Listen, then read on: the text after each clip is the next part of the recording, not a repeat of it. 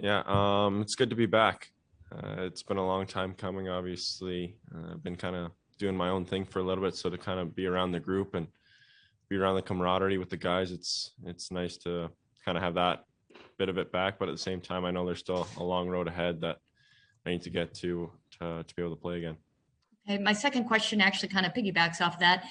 What are you able to do right now, and what still are you kind of limited in? Thank you. I feel good. Obviously, there's some movements and things like that in terms of mobility and strength that kind of restrict it, but the medical staff and the doctors are doing a good job of monitoring that and making sure that we're taking all the right steps necessary to get me back to 100%. So when time comes for me to play, there's no lingering issues. Hey, Kirby, what have you been able to do since then? Have you been able to kind of skate, obviously, for the last month and a half here and be able to work out maybe your lower body to stay at top-notch conditioning? Yeah, obviously it's an upper body injury, so I was able to kind of ride the bike and do things that way to keep my cardio levels up and kind of stay fit. But at the same time, I don't think there's anything like being in skating condition. So it was nice that the doctors kind of let me skate when I was still casted up and kind of have those legs with me all the time. But at the same time, still trying to find my stride and be confident out there. And I think that's going to take a little bit here just to trust it. And then once I get back to that, I think there won't be any problems. Do you kind of have to caution yourself as far as maybe you're a little bit pleasantly surprised at how far you've come in your recovery and maybe how your wrist is holding up versus when you actually might be ready to get in a game?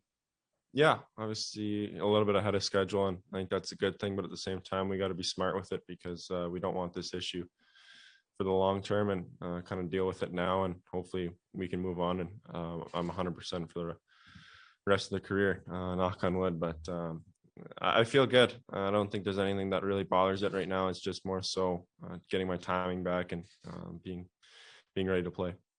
I know the Blackhawks probably took a little bit of heat for allowing you to go to World Juniors, and there also been things said that you probably would have been pretty upset if you hadn't gone. Did you have any, I guess, second guessing on it, or what were your thoughts about going to World Juniors and the fluke injury? It's the game of hockey. I could have got hurt in the summer skating with my buddies. I don't have any regrets going to World Juniors, and I gotta say thank you to Stan and the management group and everybody that was involved in that decision to kind of let me go play. They didn't have to, but it's as a Canadian kid, you grew up dreaming about playing for that team, and it was even better to kind of wear the C for that team and to see that group of guys go out there and battle every night. It was tough sitting on the couch watching, knowing that I could be out there helping. But I don't have any regrets going. And once again, I just want to say thanks to Stan and the Blackhawks organization for giving me that opportunity. With Brent stepping away, what has he meant to you the last couple of years? And are you still staying at his house? And how does that work? And I guess if you can kind of update on all that.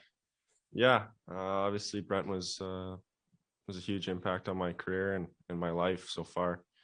He's kind of like a second father to me and taught me so much away from the rink. And I can't thank him, his wife Dana, and his three kids, Carter, Kenzie, and Dylan, for allowing me to live with them and kind of be a part of their family. So I got nothing but great things to say about Brent. Obviously, I think he's a hell of a player. And me personally, I think he deserves to be in the Hockey Hall of Fame, but that's not for me to decide.